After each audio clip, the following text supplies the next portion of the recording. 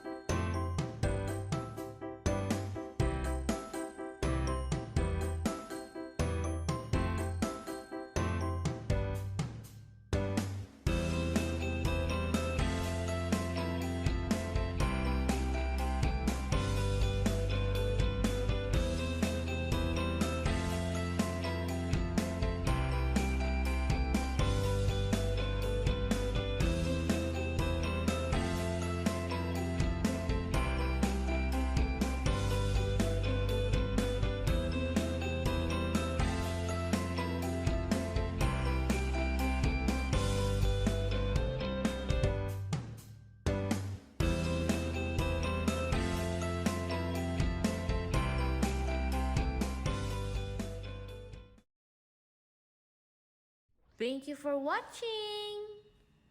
Please don't forget to like, comment, subscribe, and hit the notification bell.